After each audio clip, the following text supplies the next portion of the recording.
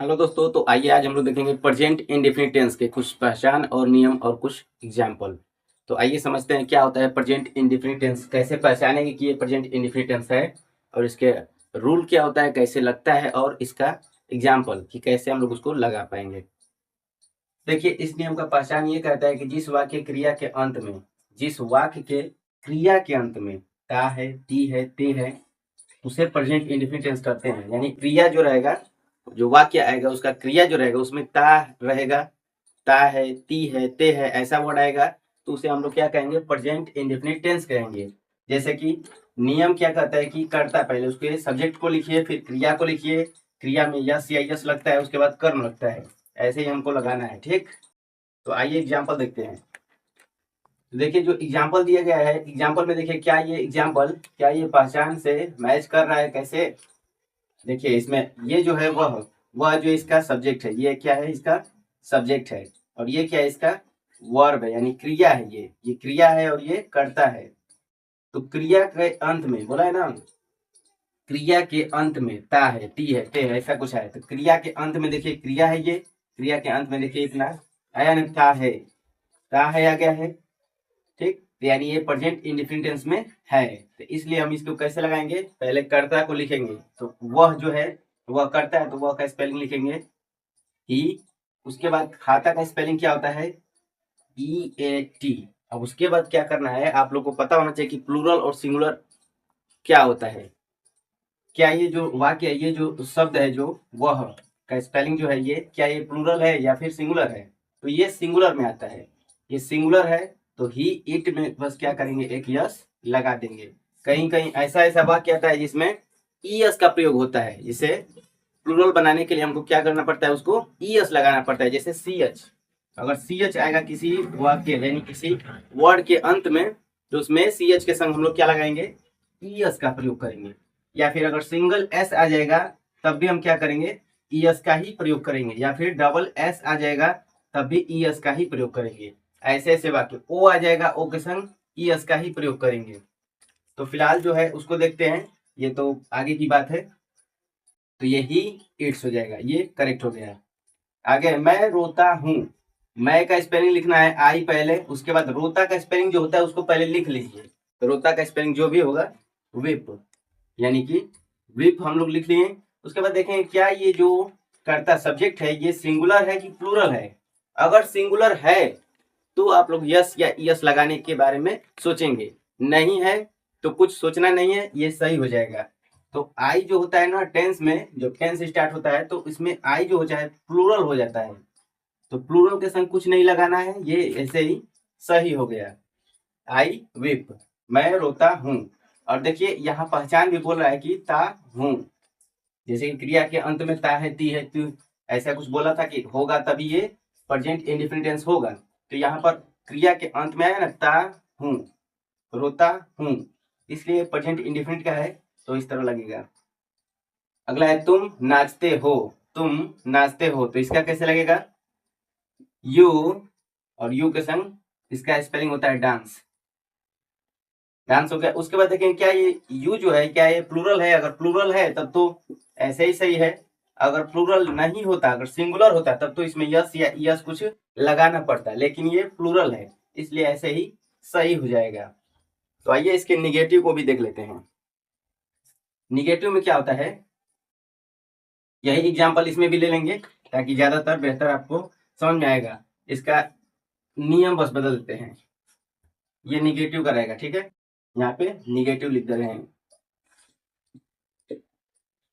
Negative का क्या करता है कि पहले लिखिए सब्जेक्ट, उसके बाद निगेटिव जब भी आता है तो इसमें एक सहायक क्रिया जुड़ता है, जैसे कि डू अब्लिक डज, या तो डू लगेगा या तो डज लगेगा, या तो डू या तो डज, प्लस इसके बाद तुरंत नॉट लग जाएगा। निगेटिव है ना तो इसमें नहीं का प्रयोग होगा, इसलिए इसमें नॉट भी लगेगा, और नहीं रहेगा तभी ये डू डज लगेगा। ये चीज नहीं रहेगा या फिर सिंपल आ जाएगा तो इसमें डू डज नहीं लगता है, अभी जैसे पहले हम लोग देखें।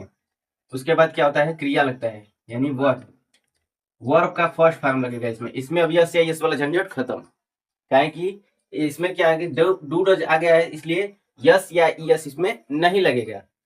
उसके बाद क्या होता है, आगे ऑब्जेक्ट होता है, ठीक, ये इसका नियम है, पहचान यही रहेगा। ठीक है, पहचान यही रहेगा। इसके भी क्रिया के अंत में क्या आएगा, ता है, ती है, ते है, ऐसे ही आएगा, इसी से पहचान आएगा। लेकिन इसमें क्या आ जाएगा कि एक नहीं आ जाएगा। हर वाक्य में नहीं का भाव आएगा, उसमें नहीं का वर्ड आएगा, शब्द नहीं आ जाएगा। इसके लिए नॉट लगाएंगे, और जब नॉट लगा देंगे तो उसके लिए साइक या डू अब्लिक डज भी लगाएंगे, जहां जैसा होगा। तो टेंस था कि इसमें हो गया वह नहीं खाता है। अभी हमने लगाया कि वह खाता है, तो उसमें यस या यस लगा था क्योंकि इसमें नॉट नहीं था, इसमें नॉट है। तो ये देखिए कैसे लगेगा, पहले इसका भी वही लगेगा, सब्जेक्ट। सब्जेक्ट क्या है, ही, और एक वचन के संग, याद रखिएगा, एक वचन के संग ये लगता है, क्या बोलते हैं इसको, डज। तो इसको लिख लीजिए कैसे, सिंगुलर। ये सिंगुलर हो गया, और ये क्या हो गया, प्लूरल। ये प्लूरल के संग लगता है, ये सिंगुलर के संग लगता है। तो सिंगुलर है इसलिए यहाँ पे क्या लगेगा, डज लगेगा, DOES, डज। उसके बाद नॉट लग जाएगा, नॉट। ठीक, यही चीज दो नया वर्ड इसमें लगा है, बाकी सब उसी तरह लगेगा।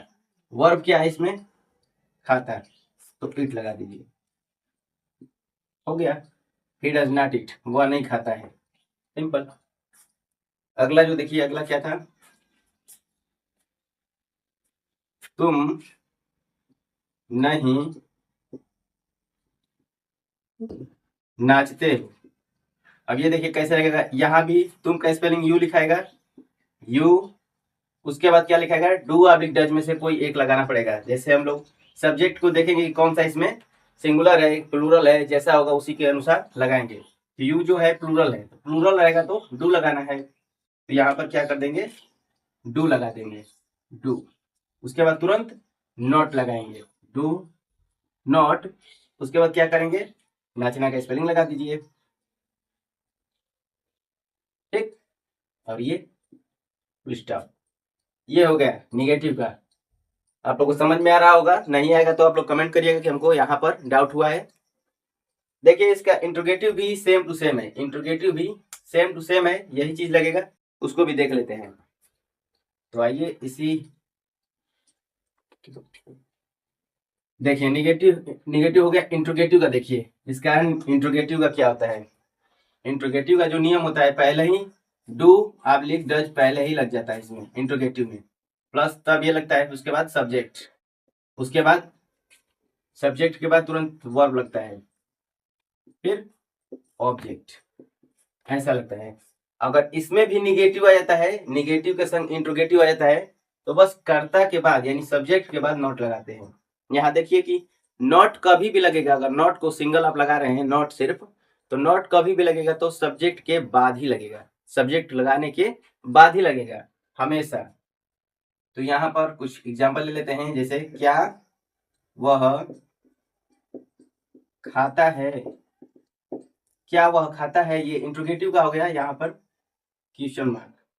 क्या वह खाता है, तो यहाँ पर क्या जब आ गया पहले, तो यहाँ पर डू या डज से स्टार्ट करना है। तो इसमें सबसे पहले सब्जेक्ट देखिए कि एक वचन है कि बहुवचन है, तो ही जो है क्या है, एक वचन है, यानी यहाँ पे DOES लगेगा, डज लगेगा। क्यों, क्योंकि एक वचन के संग डज लगता है। यहाँ पे ये सिंगुलर है, यहाँ पे ये क्या है, प्लूरल है, तो डज। उसके बाद यहाँ पर सब्जेक्ट लगाइए, सब्जेक्ट बोला है, उसके बाद तो डज ही, उसके बाद वर्ब